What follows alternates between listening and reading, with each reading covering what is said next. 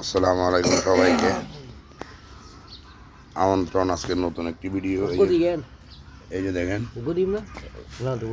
এক চামচ, এই যে দেখেন লাইসুবিট দিল সোহন ভাইয়ে। এটা হচ্ছে লাইসুবিট। আপনারা সুস্থ মুরগিকেও লাইসুবিট সুস্থ মুরগিকেও দিতে পারবেন। রোগ প্রতিরোধ ক্ষমতা আগে থেকেই সৃষ্টি হয়ে যাবে। আর এটা দিচ্ছে সোহন ভাইয়ে, এটা দিচ্ছে আপনার জিস ব্যাট। এগুলো আপনারা সুস্থ মুরগিকে দিবেন, ইনশাল্লাহ মুরগি চকচক করবে, দেখতে মুরগিকে অনেক সুন্দর লাগবে। এই দেখেন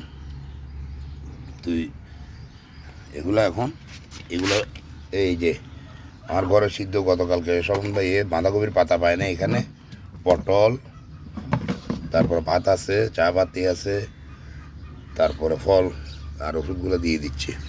এই যে দেখেন,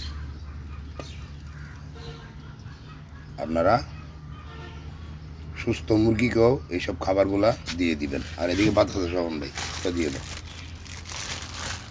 আর এই যে দেখেন এখানে দানাদার খাবার, কুড়া, গম, ধান, ভুট্টা ভাঙা, লেয়ার লেয়ার, সয়াবিন মিল, সরিষার খোল, খুদ, সবগুলা দেওয়া হয়েছে দানাদার খাবারের সাথে।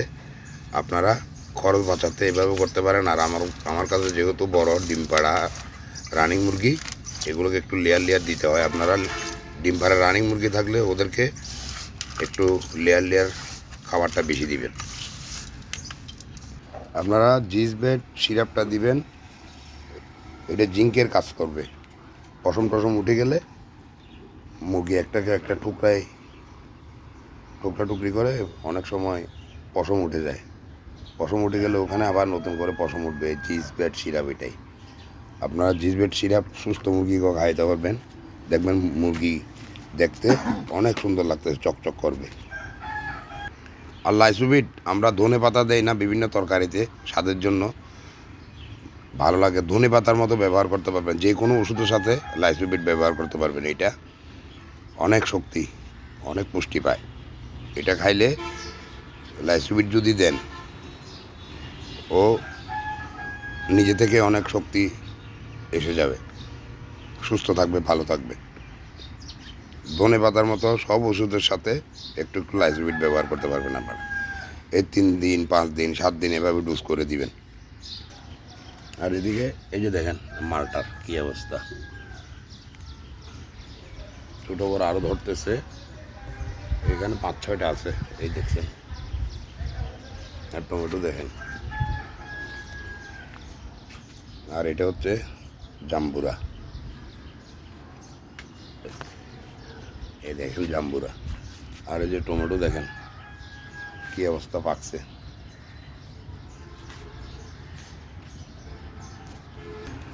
আর লাইসুবিট দিবেন। লাইসুবিট কিন্তু অনেক রোগ প্রতিরোধ ক্ষমতা বাড়িয়ে দেয় মুরগির। লাইসুবিট ব্যবহার করবেন আপনারা 15 দিনে 3 দিন ডোজ করে দিয়ে দিবেন। আর এদিকে দেখেন এই যে তিতা করলা একদম ফুল এসে ভরে যাচ্ছে। আর এদিকে এই যে একটা দেখেন, এই যে একটা ধরছে, এরকম ধরে ভরে যাবে ইনশাল্লাহ। এগুলো কোনো আমি এখান থেকে নিজে ধরছে, পেকে ধরে পড়ছে, ওখান থেকে গাছটা উঠছে, এভাবে উঠেই ধরে যাচ্ছে। ঠিক আছে, সবাই ভালো থাকবেন। আজকের ভিডিও এই পর্যন্ত। আজকে বুধবার 2 তারিখ, ঈদের 3য় দিন। সবার সুস্বাস্থ্য কামনা করে আজকের ভিডিও শেষ করতেছি। সবাই আমার জন্য দোয়া করবেন, আমিও সবার জন্য দোয়া করব। ঈদ মোবারক। খুদা হাফেজ।